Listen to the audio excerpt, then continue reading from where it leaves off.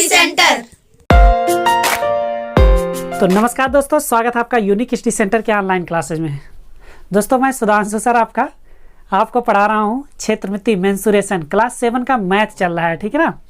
तो मेंसुरेशन में जो आज हम पढ़ेंगे वो पढ़ेंगे अभ्यास 12F में जो हम लोग पढ़ना समचतुर्भुज। क्या पढ़ना है? समचतुर्भुज। तो ध्यान दीजिए, पहले समचतुर्भुज होता क्या है थोड़ा सा जान लेंगे, उसके बाद इसका लगाएंगे हम लोग सवाल। आसानी से, बहुत आसानी से समझ में आ जाएगा। समचतुर्भुज कहते किसे हैं? वर्ग जानते हैं ना आप? लीजिए ये बना देते हैं वर्ग। वर्ग क्या होता है? सभी भुजा बराबर होती ना, तथा प्रत्येक कोण 90 अंश का होता है। प्रत्येक अंतःकोण क्या होता है? 90 अंश का होता है। इसी के साथ एक चीज और होता है, प्रत्येक विकर्ण क्या होता है? बराबर होता है। तो विकर्ण बराबर हो गया, सभी भुजा बराबर हो गई, प्रत्येक कोण 90 अंश का भी हो गया, ठीक ना। ये क्या होता है? ये होता है वर्ग। लेकिन इसी वर्ग को, ये क्या है? वर्ग है। इसी वर्ग को धक्का दे दें, जैसे आयत को धक्का दिए थे ना, एक साइड से यूं धक्का दे दीजिए, या अगर नहीं धक्का दे सकते तो इसे पकड़ खींच लीजिए। खींच तो सकते हैं, हाँ खींचिएगा, घर जाके ट्रायल कीजिएगा तो कुछ ऐसा हो जाएगा। होगा कि नहीं? इसकी सभी भुजा बराबर होगी, मतलब ये भुजा, ये भुजा, ये भुजा, ये भुजा बराबर होगी, लेकिन विकर्ण बराबर नहीं रह जाएंगे। विकर्ण क्या हो जाएगा? छोटा बड़ा हो जाएगा। कोण भी बराबर नहीं रह जाएंगे। लेकिन कोण का एक कॉन्सेप्ट बताएं कि दो कोणों का लगातार दो कोणों का योग हमेशा 180 होगा। चमत्कार है। तो देखिए यहाँ पे जो विकर्ण होगा, एक विकर्ण ये चला गया, एक विकर्ण ये बड़ा वाला विकर्ण हो जाएगा, ये छोटा वाला विकर्ण हो जाएगा। तो जैसे ये वर्ग था वैसे ये समचतुर्भुज हो गया। क्या हो गया? समचतुर्भुज हो गया। अच्छा, इसी समचतुर्भुज को जानते हैं क्या बोलते हैं? रोम्बस बोलते हैं। क्या? रोम्बस। तो समचतुर्भुज हो गया। अब इसका क्षेत्रफल देखिए, इसमें एक चीज और मिलेगा, ये जहां पे काटेंगे ना इनके विकर्ण, वो 90 अंश का कोण बनेगा। क्या बनेगा? 90 अंश का। जब इसको और डीपली पढ़ेंगे थोड़ा सा ना, तो इसमें पाइथागोरस थ्योरम का प्रयोग होगा। अब पाइथागोरस थ्योरम क्या होता है? कर्ण का स्क्वायर बाय आधार का स्क्वायर प्लस लंब का स्क्वायर। आगे आने वाले सवालों में प्रयोग होगा, तो उसको हम आपको बहुत बढ़िया समझाएंगे। 30% मैथ का आप यही चीज सीखेंगे, देख लीजिएगा। तो समचतुर्भुज हो गया। अब इसका क्षेत्रफल कैसे निकलता है? लिखेंगे समचतुर्भुज का क्षेत्रफल। ये देखिए चतुर्भुज है, जा बना है ये, इसको ड़ा मत समझिएगा। ये चतुर्भुज का क्षेत्रफल बराबर क्या होता है? कुछ भी नहीं दोस्तों, खाली विकर्णों का गुणनफल। क्या होता है? 1/2 विकर्णों का गुणनफल। तो लिखेंगे 1/2, और ये विकर्ण ना, विकर्णों का गुणनफल। ये नहीं समझ में आया? विकर्ण मतलब ये, अगर इसका नाम लिख दें ABCD, तो इसको लिख सकते हैं 1/2 विकर्णों का गुणनफल, मतलब एक AC गुणे BD। ये हो गया विकर्णों का गुणनफल। ये हो गया एक क्षेत्रफल। एक क्षेत्रफल और होता है इसका। क्या होता है? देखिए एक क्षेत्रफल जो होता है, क्षेत्रफल, ये जो आपका त्रिभुज निकल रहा है, ये वाला ना, इसका अगर नाम O रख दें, तो सभी चारों जो त्रिभुज इसमें से निकलेंगे बाहर होके, उस सबका क्षेत्रफल बराबर होता है। क्या होता है? बराबर। तो इसको ऐसे भी कहा जा सकता है, 4 गुणे विकर्णों के कटान बिंदु से निकलने वाले त्रिभुजों का क्षेत्रफल। लिखेंगे विकर्णों के कटान बिंदु से निकलने वाले एक त्रिभुज का क्षेत्रफल, क्योंकि 4 कर दिए ना, निकलने वाले एक त्रिभुज का क्षेत्रफल। इतना बड़ा कौन याद करे? कोई बात नहीं, आपको करना पड़ेगा। तो लिखेंगे 4 गुणे त्रिभुज का क्षेत्रफल क्या होता है? 1/2 आधार गुणे ऊंचाई। तो 1/2 आधार जैसे यहीं पर कोई दिया रहेगा तो लिख लेंगे आधार गुणे ऊंचाई। ये सवाल में जैसे आएगा हम आपको पूरा इसको समझा देंगे, इसको काट भी सकते हैं, ठीक है ना। चलिए दोस्तों आगे बढ़ते हैं और देखते हैं आपका क्वेश्चन 1। ये चीज़ आपको अगर समझ में आ गया तो भी क्वेश्चन लगवाते समय आपको सब ध्यान में आ जाएगा कैसे कैसे हम लोग इसको लगाएंगे। तो देखिए क्वेश्चन नंबर 1 देखते हैं, इसको हटा देते हैं। याद रहे इसमें सब हम लोग समचतुर्भुज का ही पढ़ेंगे, ठीक है, इसलिए समचतुर्भुज के बारे में ही चर्चा होगी इसमें और इसी का सवाल लगाएंगे हम लोग। देखिए सबसे पहला क्वेश्चन कह रहा है करण नीचे सारणी में समचतुर्भुज से संबंधित नापे दी हुई हैं, अपनी अभ्यास पुस्तिका में रिक्त स्थानों की पूर्ति कीजिए। तो रिक्त स्थानों की पूर्ति करना है, जहाँ जहाँ रिक्त स्थान है। चलिए पूरा करते हैं रिक्त स्थान। तो पहले देखिए पहला विकर्ण दिया, दूसरा विकर्ण, और हमने फार्मूला क्या पढ़ा, 1/2 विकर्णों का गुणनफल। तो लिखेंगे पहले वाले में जो भरा जाएगा 1/2 विकर्णों का गुणनफल। तो जब करेंगे 1/2 विकर्ण 8 है और कितना है 10 है, ये पहले वाले के लिए, ठीक ना। 2 चौके 8 और 10 चौके 40, 40 क्या सेंटीमीटर, तो वर्ग सेंटीमीटर हो जाएगा, वर्ग सेंटीमीटर। तो पहले में क्या भर देते हैं 40 वर्ग सेंटीमीटर, 40 वर्ग सेंटीमीटर, ठीक ना। ये हो गया पहले का। दूसरे वाले में देखिए, दूसरे वाले में जो गैप है वो दूसरा विकर्ण गैप है ना। और क्षेत्रफल दिया गया है तो लिख देंगे 240, क्षेत्रफल बराबर 1/2 विकर्णों का गुणनफल मतलब 12 गुणे, इसको मान लेते हैं x है तो x हो जाएगा 2 6 12। x बराबर क्या हो जाएगा दोस्तों, 6 इधर गुणे में इधर आके भाग, मतलब 240/6 हो जाएगा, होगा ना। तो काटेंगे 6 चौका 24, 40। x बराबर कितना आ गया 40। सब सेंटीमीटर में है तो ये भी सेंटीमीटर में हो जाएगा, सेंटीमीटर। तो दूसरा वाला ये कितना आ गया 40 सेंटीमीटर, ये भी हमारा हो गया ना। कितना आसान है, देखिए सिर्फ रखते चलेंगे फार्मूले पर। देखिए पहला विकर्ण पूछा है, तीसरे वाले में पहला विकर्ण क्षेत्रफल दिया गया है 9 सेंटीमीटर स्क्वायर। तो क्षेत्रफल बराबर क्या होता है 1/2 विकर्णों का गुणनफल, पहला x मान लेते हैं और इसको 3।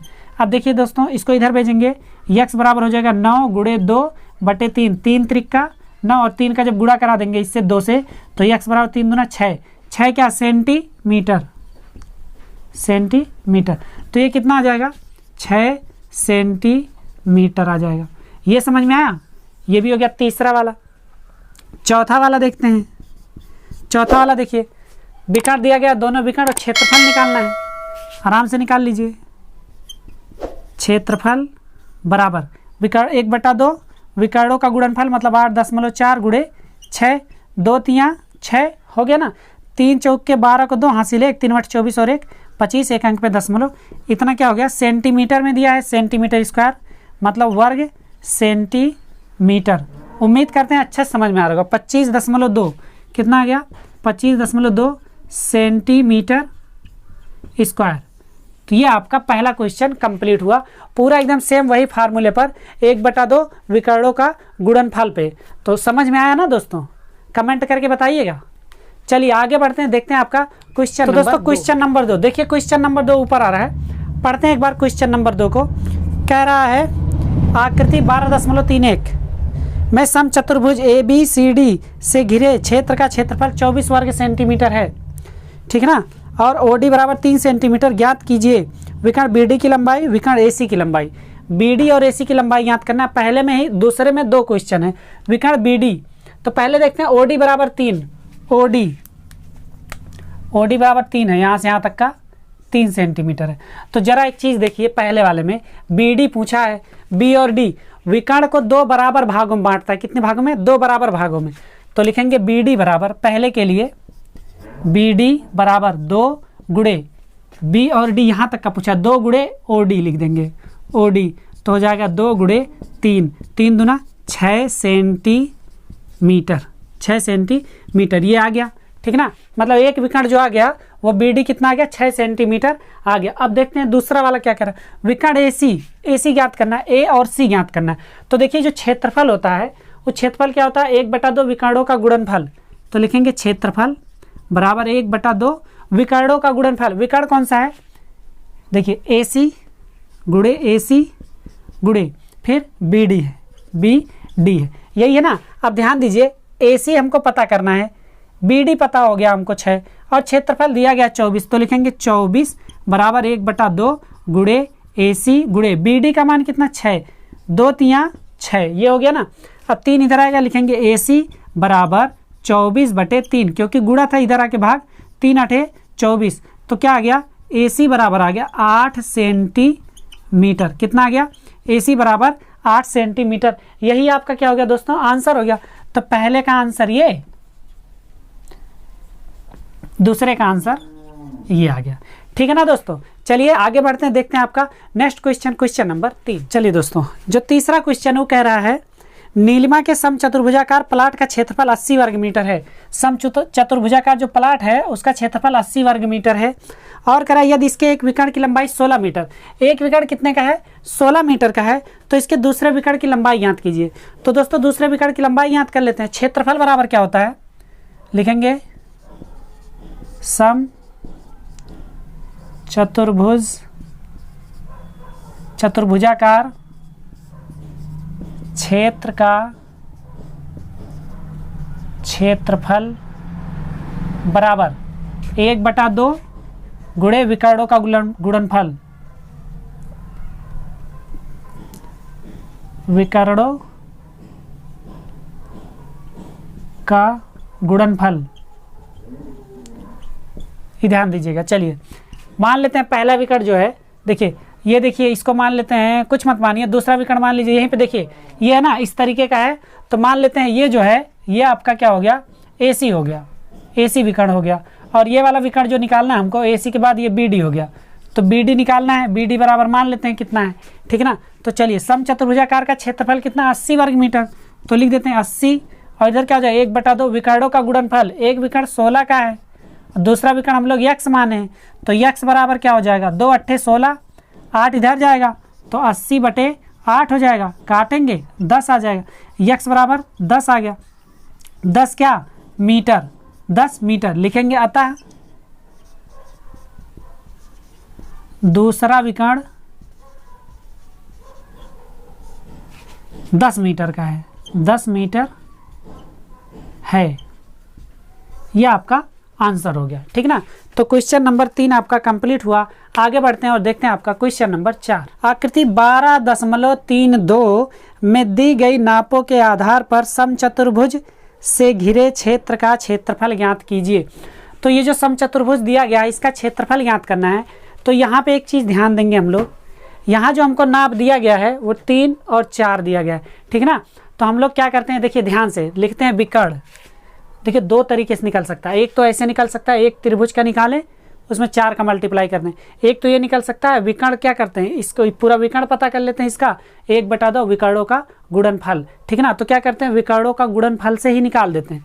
लिखेंगे AC बराबर, यहाँ से देखिए यहाँ से यहाँ तक का AO जो है 3 है, तो AC बराबर हो जाएगा 2 गुणे AO, तो कितना हो जाएगा 2 गुणे 3 मतलब 3 दूना 6 सेंटीमीटर हो जाएगा कि नहीं।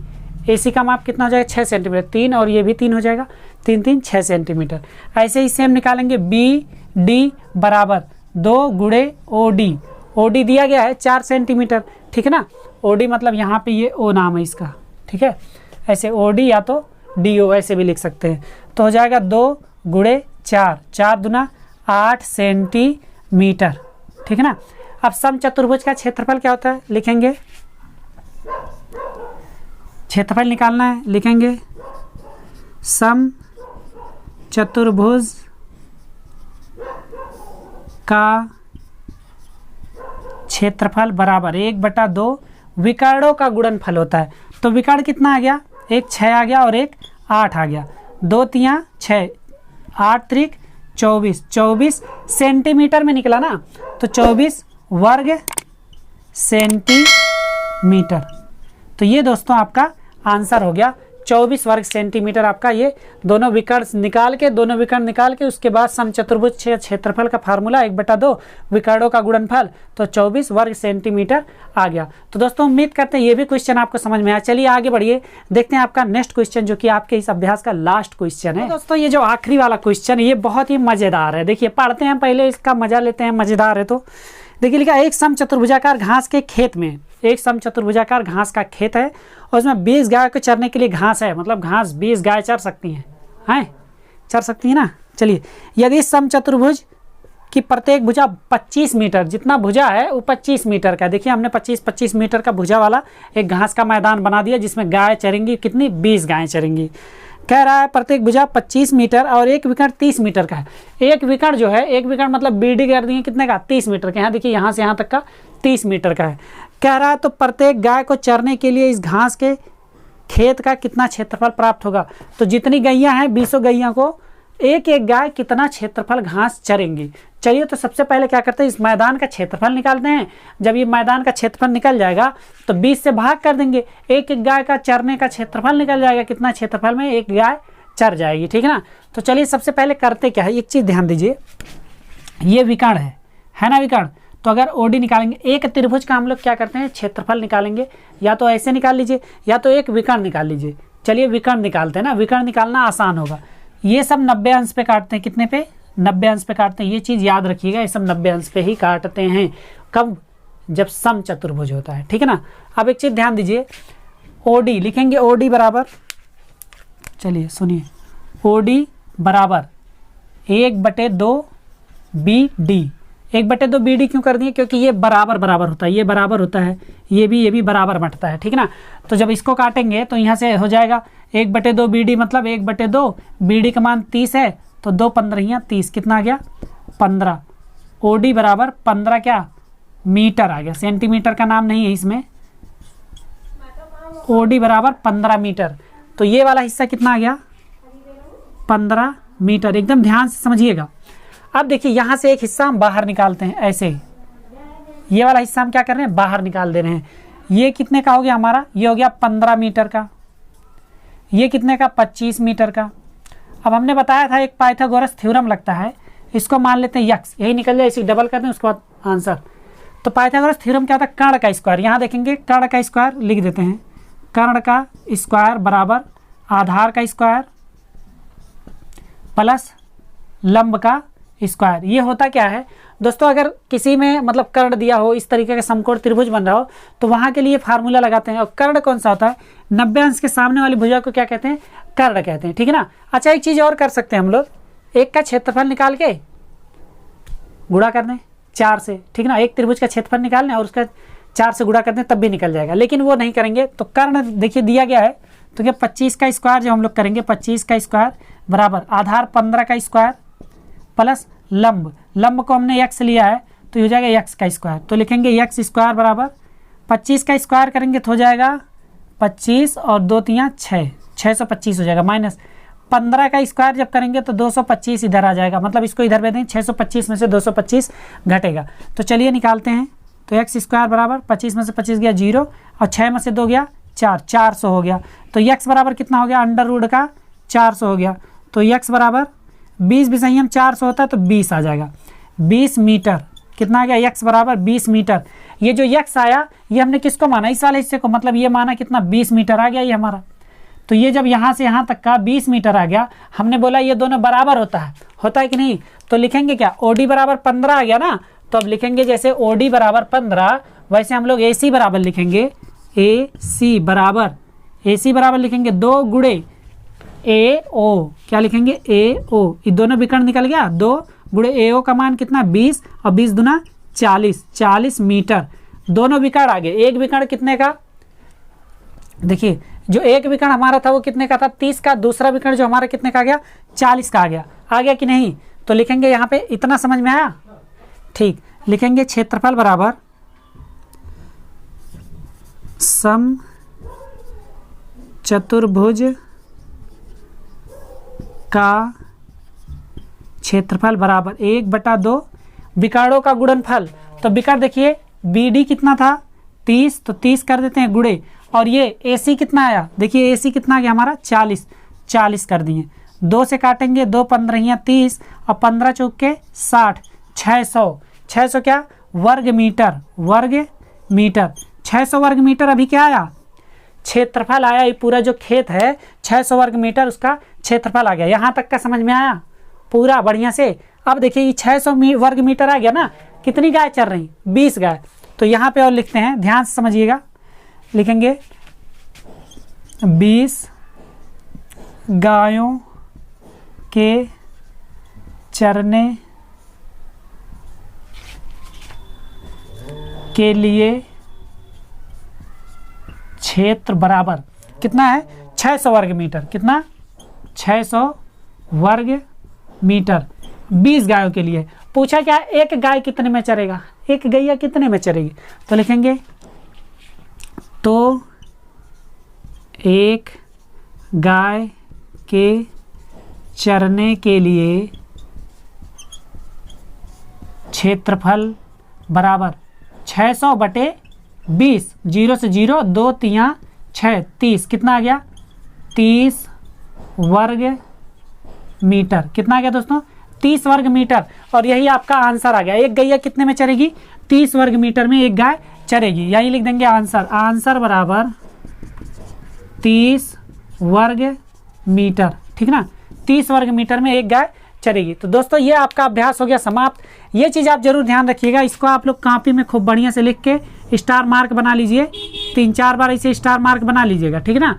तो ये आपको आसानी से समझ में आ जाएगा। ये पूरा ऐसे लगा सकते हैं।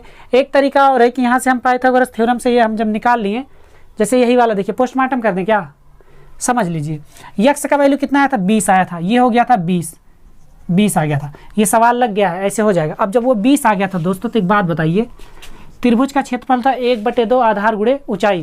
तो हम लोग क्या कर सकते, 4 त्रिभुज ना, 4 गुणे 1/2, आधार कितना मान लेते हैं 15, ऊंचाई कितना आ गया था यहाँ 20 आ गया था, लिखते हैं 20 और 2 10 में 20 और 10 और 15 हम 150 का जब 4 से गुणा करेंगे 150 300, 3 दूना 600 वर्ग मीटर आ जाता कि नहीं। तो 600 जब आ जाता तो 20 गई एक जगह था, तो यहीं पर 20 से भाग दे देते हैं, 0 0 और 30 आ जाता, ठीक ना। इस 60 में लगता है जब आपको कंपटीशन में लगाना पड़ता है। चलिए दोस्तों, तो उम्मीद करते हैं आसानी समझ में आया है। समझ में आया है तो वीडियो पे कमेंट करिए, लाइक करिए और अपने सभी दोस्तों के साथ शेयर कर दीजिए। यहाँ तक वीडियो देखे इसके लिए आप लोगों का बहुत बहुत धन्यवाद। मिलते हैं आपसे आपके अगले अभ्यास में, तब तक के लिए बने रहिए यूनिक स्टडी सेंटर के साथ। चैनल को सब्सक्राइब जरूर करिएगा। Bye bye, take care and जय हिंद।